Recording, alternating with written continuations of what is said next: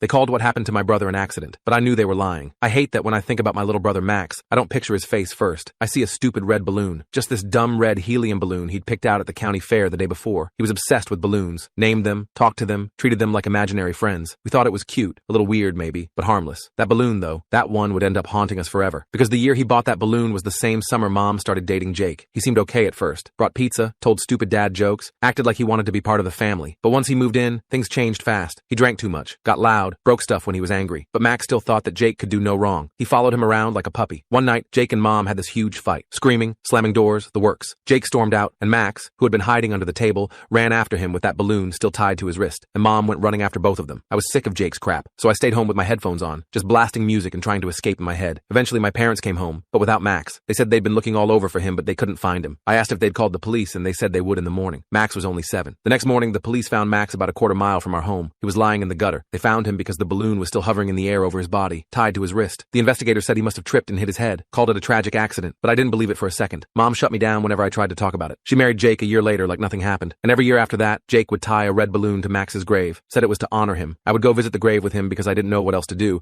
but deep down, I always felt like there was something they weren't telling me. So when I got older, I started asking questions, quietly. The story never added up. Why didn't they find Max that same night if he was so close to our house? What did he trip on? Why was he by himself if he'd been following Jake? Everything blew wide open when I started dating a girl in law school who helped me get a copy of Jake's old record. He had a sealed charge from another state, child endangerment. My girlfriend helped me reopen the case. I thought it was a long shot, but to my surprise, as soon as the police came to question Jake, he confessed and pled guilty to manslaughter. I guess it had been weighing on him for a long time. I thought I'd finally heard the whole truth, but there was a whole piece I was missing. Because years later, when Jake was still in prison, my mom got cancer. And right before she died, she told me the truth. She'd seen the whole thing. She saw Jake threaten Max, tell him to leave him alone, and when he didn't, shove him backwards so hard he cracked his skull open. She'd been standing right there. She'd helped cover it up. Said she'd been too scared to lose us both. Now she's gone. Jake is in jail, and I'm the only one left. Now I'm the one who brings the red balloon every year. Not because I think it's cute, but because it reminds me how love, guilt, and silence can destroy everything.